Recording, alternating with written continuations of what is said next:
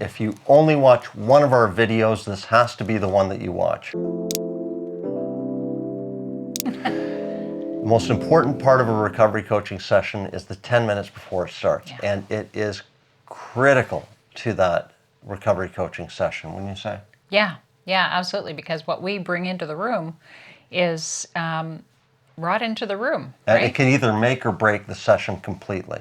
Yeah. Now, it may sound like I'm overstating that, but I've I've road tested this. It's true. Yeah. And that first 10 minutes will help you establish where you are emotionally, what's going on for you, help you look at the minutes that from the last session that you've had, all kinds of informative things that can really make for a great recovery coaching session, or in its absence, make it an epic failure. Yeah, absolutely. And, one of the things that, right out of the gate, hey, even though I'm a recovery coach, I'm still a human being and I Yeah. still have basic needs like, food and water and rest. Yeah.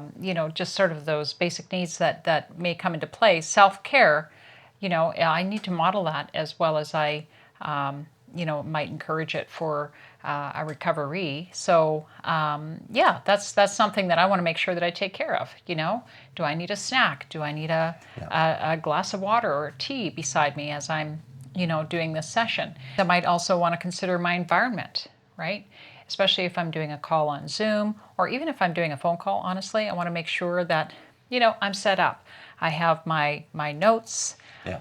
I've put the dog aside, that I have my phone on silent, just setting up an environment where I know I'm not going to be distracted, disturbed, and that I am ready fully for this session, right? So important. Yeah, and even though it may sound like, okay, I'm on the phone, they aren't going to be able to see what kind of environment I'm in.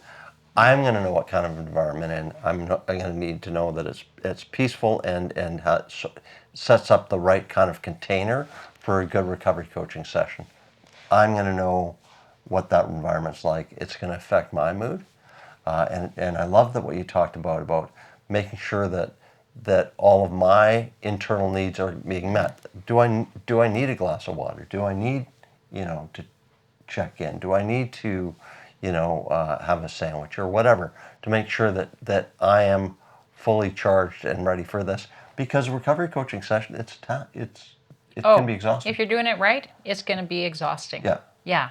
Yeah, absolutely. And further to the environment, if I am on Zoom, I want to make sure that what does my background look like? What does my lighting look like? I want to make sure that I have light on my face, that I have, that there's not clutter in the background and chaos. And, I want to make sure that it looks inviting and appealing and there aren't those visual distractions.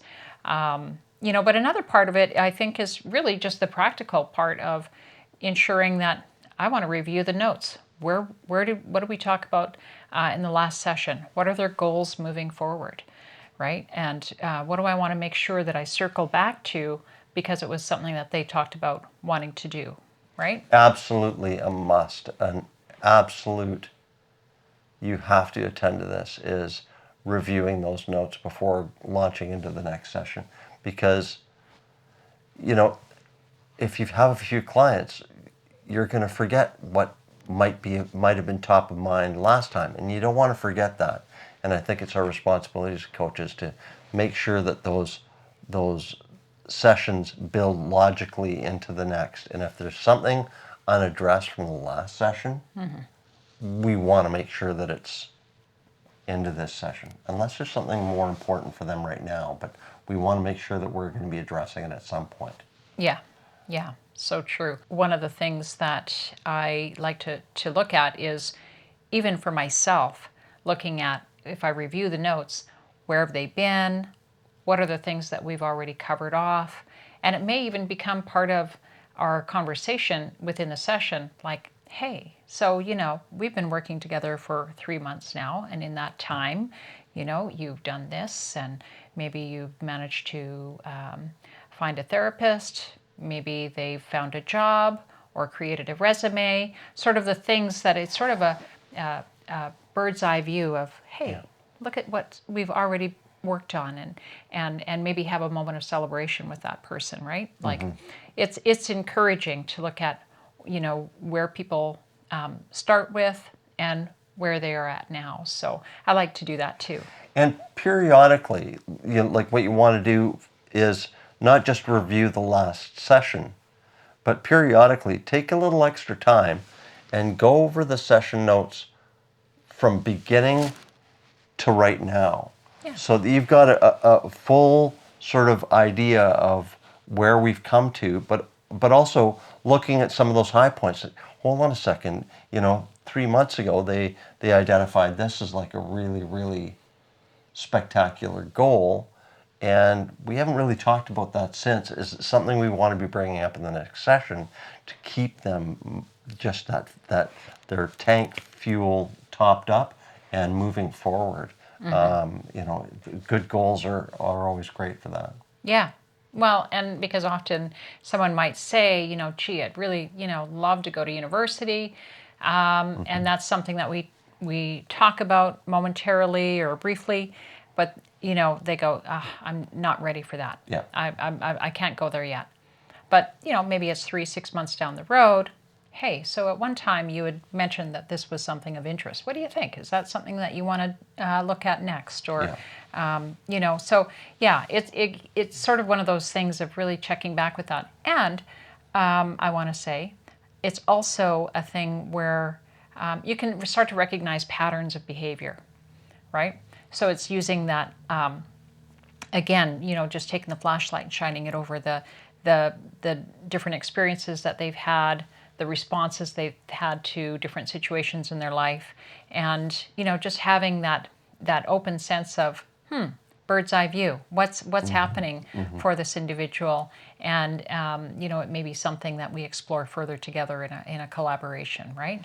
Yeah. Additionally, a lot of times, work with clients. Sometimes they'll, it's not a flawless exercise. Sometimes they will have a reoccurrence, and we can go over in our session notes, looking back at that and going, what was happening just prior to that? Like what, and reoccurrences, although distressing in the moment, can be a great little evidence of trail, like of breadcrumbs leading to what led up to that. So we can look through our session notes and go, yeah, this kind of stuff was going on. They were troubled on this, or this person entered their lives, or whatever it was, and go, okay, now we have an idea of where the trouble spots are.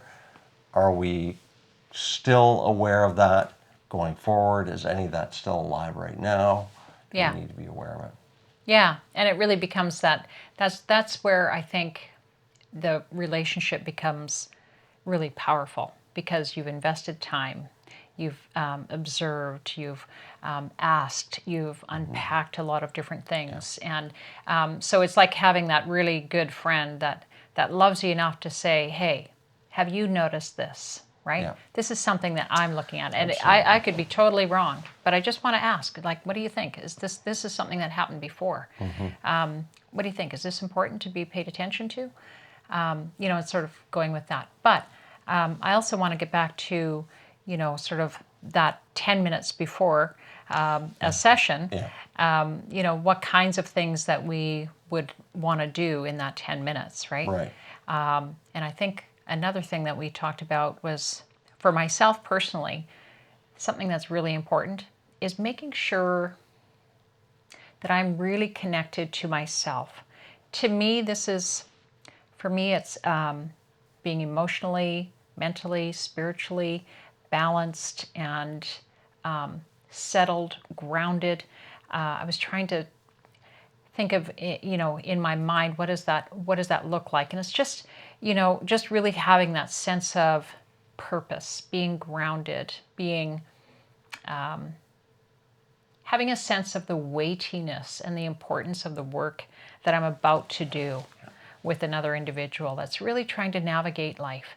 And I want to tap into my own humanity, and I may even really just think deeply about this person that I'm about to work with, that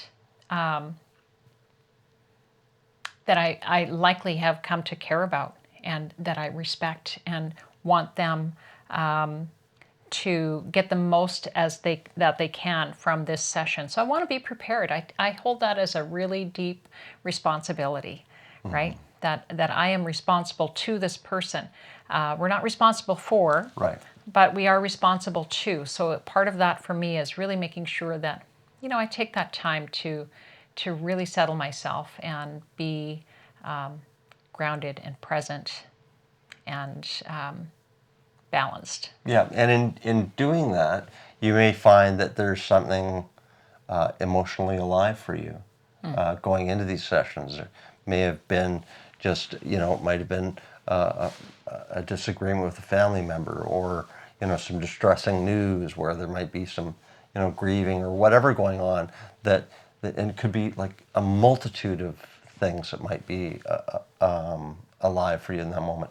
Just knowing that, okay, this is alive here, and I'm going into a coaching session, but this is coming along. But even just naming it, to tame it, to go, okay, there's some frustration, or there's some anger, or there's some sadness here. Just knowing, okay, that's here, but I'm going into this coaching session, and I can deal with that afterwards.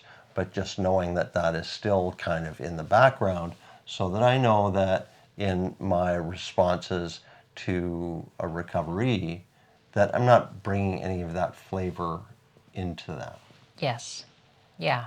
And that's such a big part of the self-care piece, right? It's just acknowledging that, yeah, okay, I'm feeling some sadness, or I'm feeling frustration, or whatever it might be.